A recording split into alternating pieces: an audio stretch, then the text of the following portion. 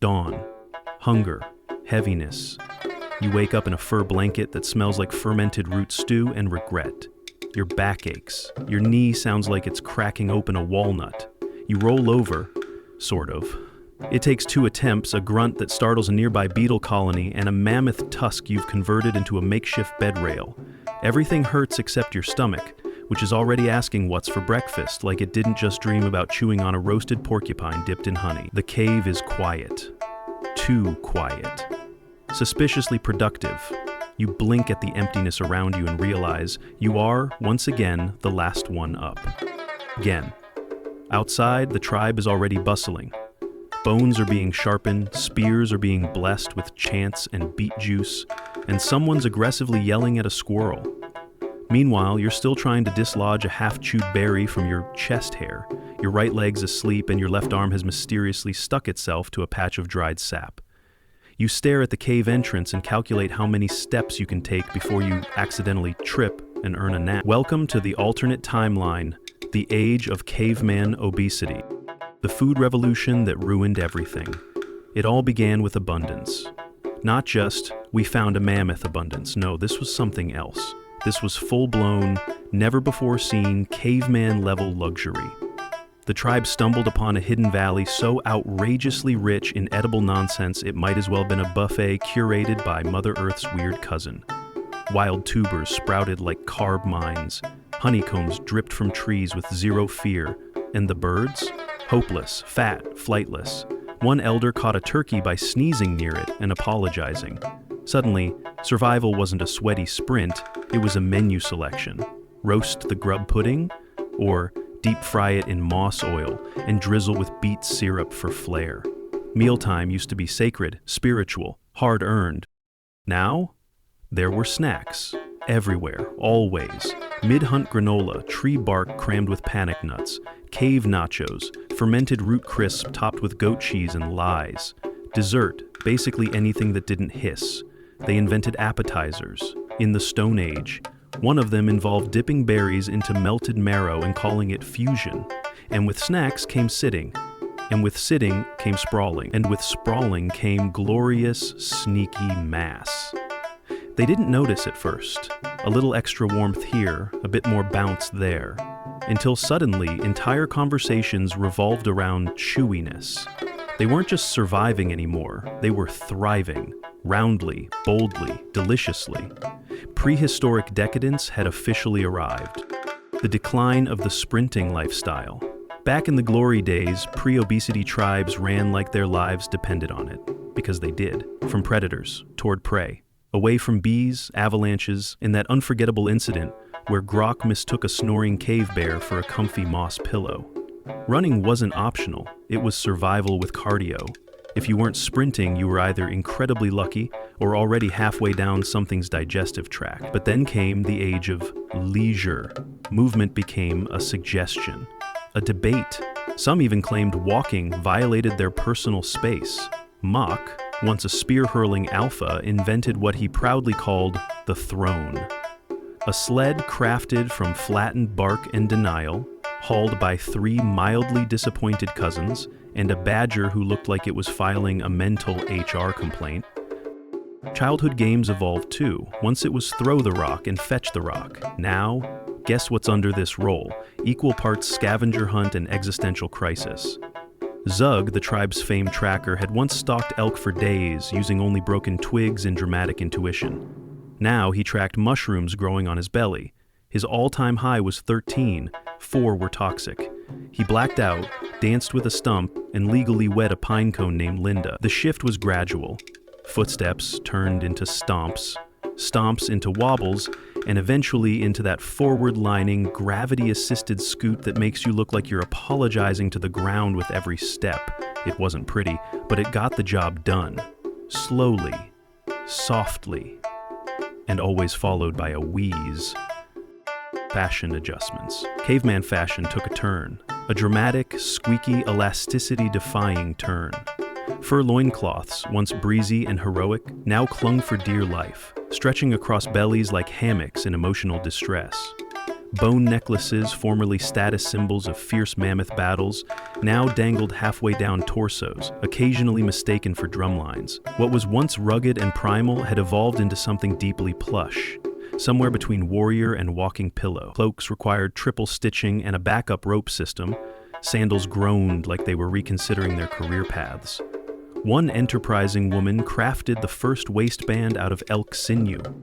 Ingenious, until she sneezed and launched it straight into a squirrel. The squirrel was fine. Emotionally, less so.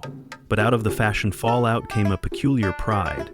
There was no shame, no finger pointing, just innovation. New tribal titles emerged, like He Who Is Warm All Year, Pillow of the Fire Circle, and the ever-respected Thunderbelly. Nib launched a fashion brand, Hide and Hug, boasting cloaks that doubled as therapy blankets. Cave couture no longer screamed survival, it whispered comfort, wrapped in fur and denial. And honestly, in a world where blizzards could sneak up on your butt at any moment, being a bit huggable was a tactical advantage. The problem with hunting became problematic. You needed speed, stealth, and stamina. What the tribe had instead was panting, cramping, shin splints, and the occasional dramatic feint into a bush. One hunt turned into a full-blown sit-in. The mammoth walked by, majestic, slow, almost smug. No one moved. Someone waved. Instead of spears, the hunters started tossing snacks at animals, hoping to negotiate. You want this honey cake for your leg meat? No, it has raisins. The mammoth ignored them.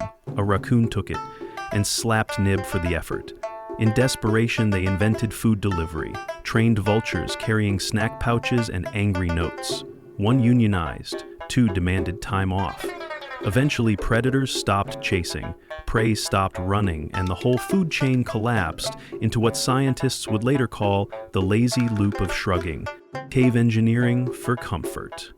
Fire pits, now surrounded by logs carved into ergonomic chairs, complete with moss cushions, backrests, and tiny side ledges, perfect for balancing your emotional support beat. Sleeping platforms evolved too, from single slabs to double wide, then triple padded, and eventually positioned right next to the communal snack pile for efficiency. One visionary engineered the first hammock using braided mammoth hair, dubbed it Skynap 1, and declared it a revolution. It collapsed, twice, once mid-thunderstorm, once mid-seduction. Neither incident is spoken of ever. Even cave art evolved. Gone were the dynamic hunting scenes of mammoths in mid-charge. In their place, peaceful still lifes of stew circles, roasted roots, and deeply detailed nap poses. The curl, the plop, and the infamous passed out mid-chew. A whole mural wall appeared, titled Things We Miss Doing Standing Up, which included dancing, sneezing, and relieving oneself without sounding like a haunted wind tunnel. Nib, the tribe's self-declared art director, painted his magnum opus. Himself reclining in berry bliss, one toe pointed skyward, eyes half-lidded with purpose.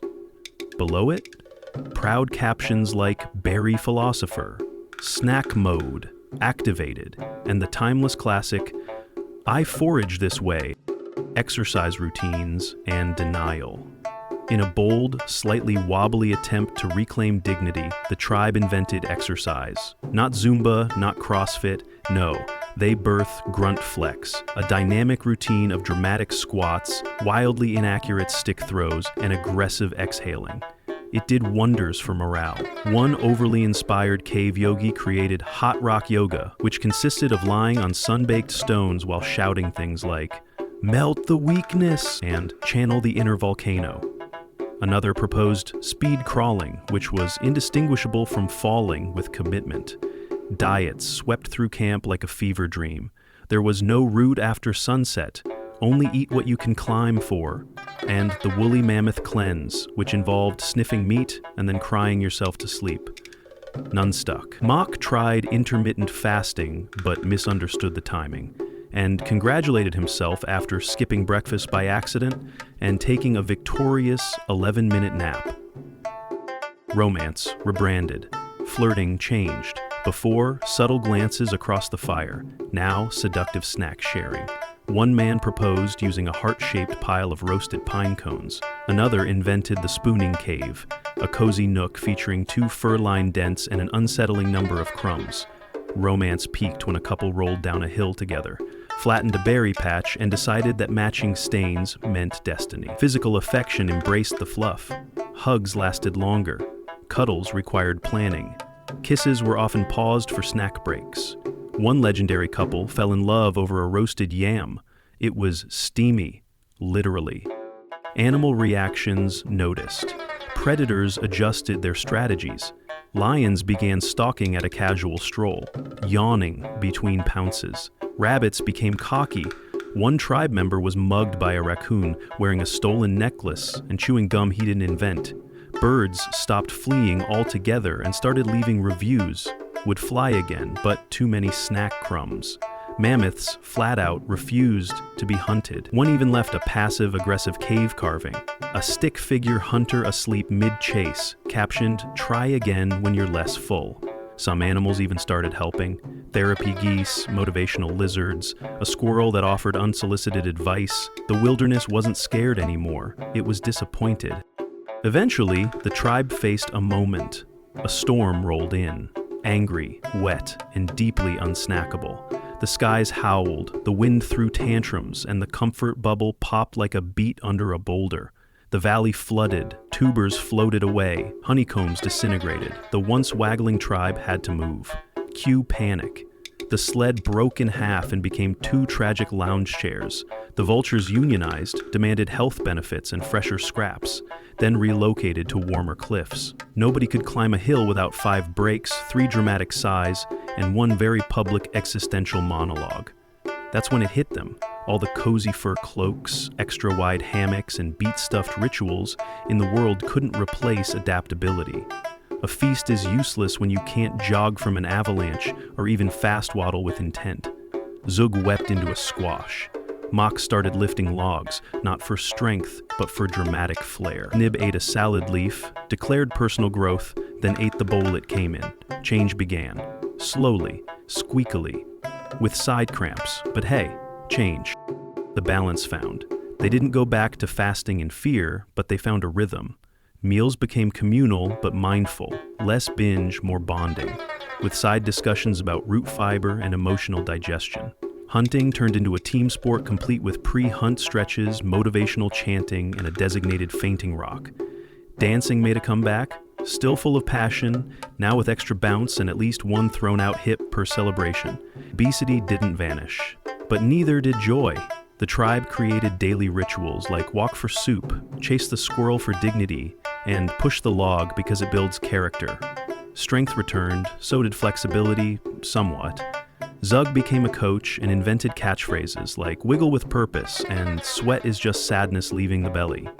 Moke wrote a guidebook called Sweat Gently, Breathe Loudly, featuring mostly doodles of enthusiastic bears. Nib just shouted encouragement while covered in berry juice, possibly on purpose. No one questioned it, and somehow, it worked. And now, us. We have fridges, drive-thrus, air fryers that crisp things into joy. We don't chase food, we scroll for it. Our survival tactic is choosing between 3 delivery apps and pretending it's a hard decision. And yeah, we're rounder than our ancestors. We snack, we sit, we nap during exercise videos and call it active recovery. But here's the thing, we also know better. We chase balance the way our ancestors chased mammoths. Awkwardly, but we invent standing desks and download fitness apps that lie right to our faces. We buy yoga mats and abandon them gently in closets. But we try. We keep trying. Because, like the tribe before us, we've learned that joy doesn't come from being thin, it comes from being able. Able to move when needed. Able to laugh so hard you snort. Able to hug without apologizing for softness. We are the descendants of those who ate, danced, napped, panicked, and adapted. So if you're round, jiggle with pride. Wear it like a war medal and a beanbag chair. Just maybe chase a squirrel once in a while. Symbolically or literally, your call. And if you invent hammock yoga, please, for all our sakes, use reinforced mammoth hair. Final grunts of wisdom. Don't judge a hunter by their waddle. Sometimes the strongest hearts come with the softest landings.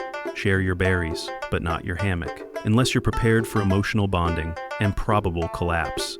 You can be large and legendary. You can jiggle and still inspire, because in the end, survival isn't just about speed or strength, it's about spirit. It's about adapting, laughing, rolling with the mud, and dancing with unapologetic bounce. It's about knowing that comfort isn't weakness, it's wisdom with a snack pouch. The fiercest warriors are often the best snack sharers, the warmest cuddlers, and the loudest cheerleaders. So lift your beet in salute. Eat gloriously, move proudly, nap boldly, and never, ever underestimate the power of snacks.